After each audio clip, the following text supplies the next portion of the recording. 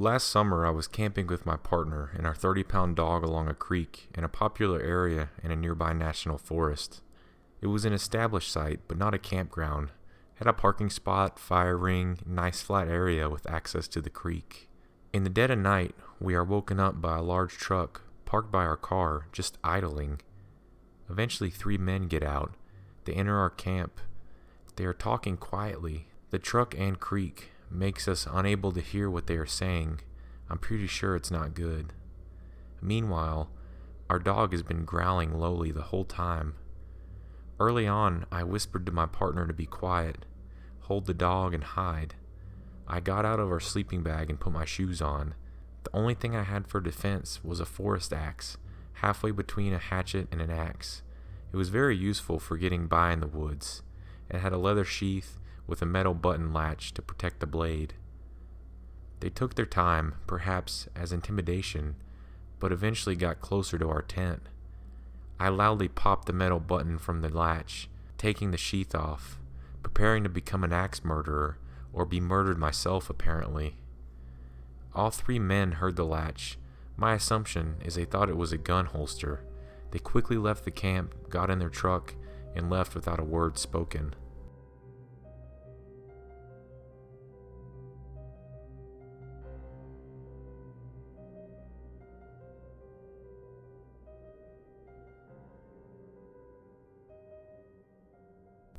My husband and I went camping for the first time ever in Arizona as a part of our long trip out west. I had picked out this really cool place that was on a mountain overlooking a beautiful landscape. It's next to a cliff and in a really isolated location. I'm talking like 20 miles out on gravel roads in the middle of a national forest. So we get out there and set up our tent and hike a little bit and take pictures of the surrounding area. We see a few cars parked around 2 tents and decide to stop and talk to the other campers nearby because we had heard that there was going to be a bad storm that night. These were 4 guys who were from Arizona, and they told us not to worry and that the storm didn't get that terrible around this area. That was all the persuading that we needed to stay. Later on, while walking a bit further down the campsite, we see a woman there with her dog and another older lady. We smile and wave and continue to hike down a little bit further into the forest. Let me elaborate that we are one among maybe a total of 7 campers that decided to stay and withstand the night. We watch the sunset when we get back to our site, make sure our car was only a few yards away, and go into our tent when it gets too dark to see. There were no stars that night due to the storm clouds, and it hasn't begun to rain yet, so we decided to try and sleep right away so that we could possibly sleep through the storm when it does hit. It was an insanely windy night, which made it hard to sleep, but eventually we got a bit of shut-eye. I wake up at about 10:30 p.m. to the sound of some crazy thunder rolling through the mountains and rain hitting down on our tent. I'm a little freaked out because they get a lot of flash floods out here, and I didn't want to fall off the side of the cliff. But I tell myself to try to sleep, and eventually I doze off again. It's 12 a.m. at this point, and I am awake again. This time because I hear something heavy hitting the side of our tent. Like full on, sounded like someone could have been punching our tent and sliding something down the side of it. I open my eyes and can't see anything. It's completely dark, no light whatsoever. The sound continues every couple of minutes. At this point, I'm shitting bricks.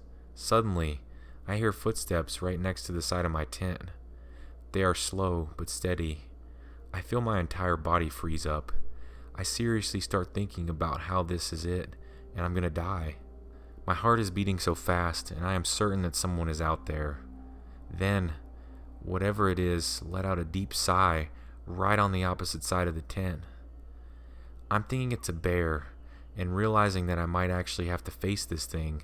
So, in a desperate call for my husband's mind-reading powers, I squeeze his hand really hard repetitively, and he wakes up.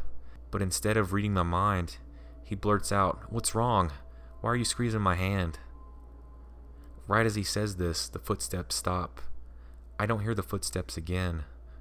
So after a while, I break out of my frozen state and tell him what I heard.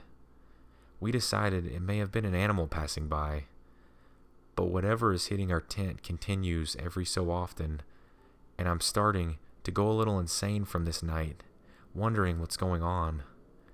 We convince ourselves that it's just the pines falling from the trees above us and try to sleep again. We just need to make it through one night, then we can laugh about this in the morning.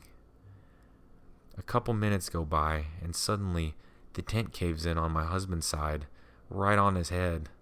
He whispers that it feels like something is pushing the tent down. I feel my heart instantly sink. I'm freaking out, thinking it's a bear that just sat on his head, but he decides to push back, and we hear the familiar noise of something sliding off of our tent that we've been hearing for the past few hours. We then realize that it's been snowing outside, and that the noise we heard hitting our tent was heavy ice falling from the trees onto our tent. Our tent is covered in thick ice, and my husband pushes it off the tent from the inside until all the ice slides off. Still determined to make it through the night, and a little relieved that it was just ice and not a bear, we try to sleep until sunrise. We keep on a small light that my husband luckily had brought with him just to calm us down a little. Things are starting to seem normal again. We both close our eyes. It's 3 a.m. at this point. Not even 30 minutes after we start settling down, my literal worst nightmare happens. Out of the pitch black night, we hear a woman screaming. We distinctly hear her say, "What the fuck? Oh my God, what the fuck?" Followed by some other non-tangible words that sound something like help. The way that she screams doesn't sound like anger. It sounds like pure terror and a sense of panic. My husband and I both freeze, looking at each other. I quickly shut off our light and start panicking, asking what we should do, because what the fuck? How is this really happening right now? While we were trying to decide what to do for the next few minutes, we hear her again, but this time she keeps screaming no, as we hear a car speed off into the night. I'm in tears at this point, and we have no idea what is happening. It's dead silent now, except for the icy rain hitting our tent. It definitely sounded like she wasn't in the car, but more like she was desperately yelling after it or begging not to be hurt. And this was my breaking point, because I could take the bad weather. I could take the possible bear outside my tent. I could even take the ice falling onto our heads in one of the warmest states in America. But one thing I cannot and will not ever be able to handle is a screaming person in the middle of the pitch black woods at 3 a.m. We decided to get the fuck out of there and even contemplate leaving our tent and booking it to our car. But instead, we try to stay level-headed and grab our valuables and put them in the car first. We frantically gather our things and stay as close as we can and shuffle to our car. I close the door and keep the lights off for a while, scared to attract any unwelcome visitors. And while my husband goes back to grab the tent, I start the car and call 911. I tell them what I heard and where we were, and they say that they are sending someone to look at the campsite to make sure everything is okay. The only thing is, we are literally in the middle of nowhere, and it will definitely take them more than an hour to arrive.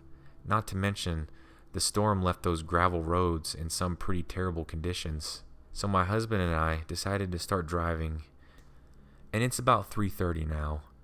As we drive out of the campsite, my husband notices one last eerie detail that stuck with me.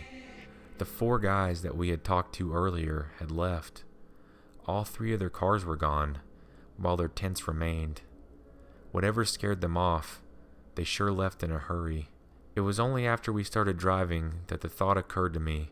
Whatever was walking next to my tent may have not been an animal. It very well could have been someone lurking around in the dark, who decided to go after the girl we had seen previously on our hike. I'm not quite sure what went down on that lone mountain that night, and I hope that everyone got out okay.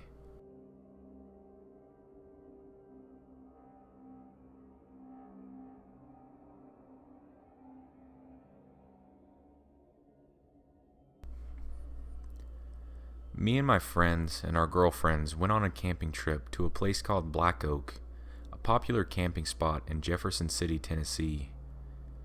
We were going to go swim and drink because it was our last week at school. We had just graduated and we were looking forward to our first weekend as college students. Me and my friend, Thomas, our two girlfriends, Stephanie and Maggie, set up our camping spot around 7 in the evening. We returned around 8 or 9 o'clock. We smoked and swam in the lake and got the campfire going. We had a couple of drinks and me and Maggie settled in our tent after Thomas and Stephanie got into theirs. We were laying down, cuddling, when Maggie said, "I think there's someone outside." She sounded scared. "It's probably just Thomas or Stephanie grabbing another drink," I said. "But I'll check for you." I went over to Thomas and told him to put his headlamp on and that we were going to go check out the surrounding area for maybe like 5 minutes. The search turned up nothing, so I went back in the tent and laid back down next to Maggie. The fire was still going, so there were still little shadows around. I saw a shadow outside, and I thought the same thing I thought before when I heard Thomas speak from inside our tent and say, "Jesus, that's the third drink you've had in an hour." I sat up and sat as still as a statue. I messaged Thomas and said, "That wasn't me outside, dude." "What the hell? I heard you like 30 minutes ago unzip the tent and get out." My blood ran cold when I saw the shadow standing outside the door of the tent. I grabbed my pocket knife and held it at ready. I looked over at Maggie, who had woken up, and I saw tears running down her face as she looked at me. I thought, holy shit, this is really happening. The shadow moved away from our tent and over to Thomas and Stephanie's tent. I heard Maggie sob and heard movement again. This random person was stalking our campsite, looking for God knows what. I laid back down and typed in a note on my phone. I typed out, "Be quiet, I don't think this person knows they're here." I showed it to Maggie and she nodded her head slowly. We laid there for God knows how long, waiting for the movement of footsteps back into the surrounding woods. Suddenly, I heard Thomas yell, "Back away from our fucking tent!" I unzipped the door to see a 40-something-year-old man looking absolutely bewildered. I pulled out my knife and said, "You better leave before things get ugly." All this man did was give me the weirdest grin I've ever seen on a human face. "Get out of here," I hear Maggie yell from the tent. His eyes darted to my girlfriend, and I got defensive. In an instant, I stepped in front of the door, making sure he knew I meant business. His smile quickly faded when he saw the knives in mine and Thomas's hand. He looked at both of us and ran off into the woods. Me and Thomas chased him down with our headlamps on. We followed him back to the main parking lot of the public land, and we saw a white, beat-up car drive off. We didn't get the plate numbers, and it still makes me very angry that we didn't. We packed up immediately, put the fire out, and drove back to my house that was on the same road as the camping spot. When we got there, we had realized what we just went through. It's been 3 weeks since then, and I don't know if I'm ever going to go back to Black Oak. So if you do camp there, please be careful. I don't know what the man wanted, or what he would have done if I hadn't woken up.